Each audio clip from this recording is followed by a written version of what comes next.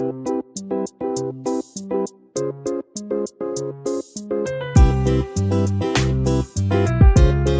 Kitchen मध्ये नमस्ते। मी बनवते शेवग्याची शेंग खाऱ्या माशामध्ये।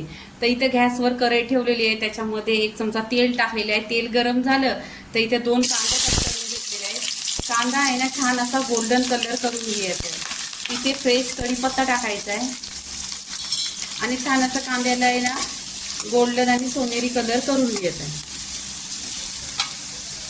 कांदा आहे ना छान असा गोल्डन कलर झालेला आहे। इथे टोमॅटो टाकायचा। टोमॅटो पण एकदम सॉफ्ट झाला पाहिजे, तेलावर परतून घेतलं पाहिजे।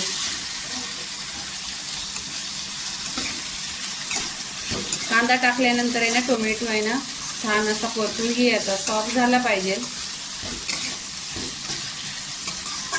आता इथे मीठ नाही टाकायचंय, कारण खाऱ्या माशाचा हा रस्सा आहे ना तर खार आहे म्हणून मीठ नाही टाकायचं। इथे आता अद्रक आणि लसूणची पेस्ट टाकायची आहे।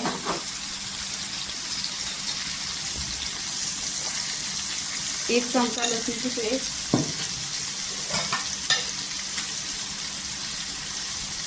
1 चमचा अद्रक पेस्ट, इथे तेलावर छान परतून घ्यायचं।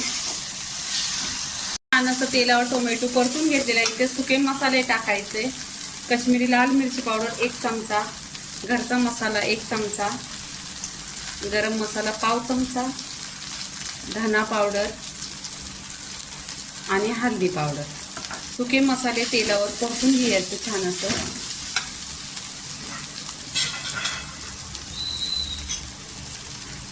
इथे कांद्याचा ना खोबऱ्याचा 2 चमचा मसाला। कांदा खोबरा छान असा भाजून घेतलेला आहे आणि वाटून घेतलेला आहे, मिक्सरवर पिसून घेतलेला आहे।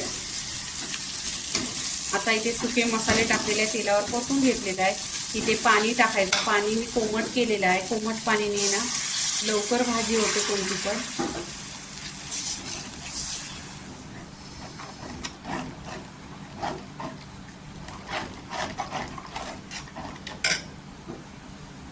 पूर्ण 1 ग्लास पाणी टाकलेलं आहे।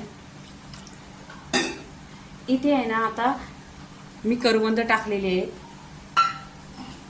आणि हा खारा आहे। हा छान असा 2 ते 3 पाण्याने स्वच्छ धुतला गरम पाण्यामध्ये आणि त्याच्यावर लिंबू पिळून घेतलेला। लिंबू पिळला ना तर त्याचा वास वगैरे येत नाही।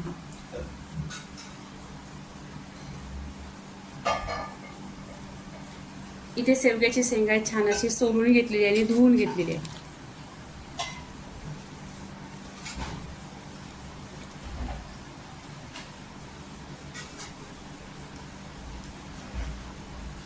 इथे काय करायचं, फास्ट गॅसवर एक 10 ते 15 मिनिटं ढाकण लावून छान असे शिजवून घ्यायचं। पूर्ण 20 मिनिटं झालेली आहेत आणि छान असा रस्सा, शेवग्याची शेंग आणि खाऱ्या माशाचा रस्सा छान असा शिजलेला आहे आणि एकदम घट्ट पण झालेला आहे। तरी ते आहे ना आता गॅस बंद करायचा। गॅस बंद केल्यानंतर कोथिंबीर टाकायची। इथे कोथिंबीर टाकल्यानंतर मिक्स करायचं। इथे आता आहे ना पूर्णपणे ही रेसिपी झाली। ह्याच्यामध्ये खारा आहे तर मीठ नाही टाकलेला, तर ही रेसिपी आहे ना एकदम छान आहे। ही भाताबरोबर आहे ना खाऱ्याचा आणि शेवग्याच्या शेंगाचा रस्सा खूप छान लागतो। तर पूर्णपणे झालेला आहे पहा, आणि ही रेसिपी पूर्णपणे झालेली आहे। लाईक करा, शेअर करा, सबस्क्राईब करा आणि नेहमीच खात राहा। धन्यवाद।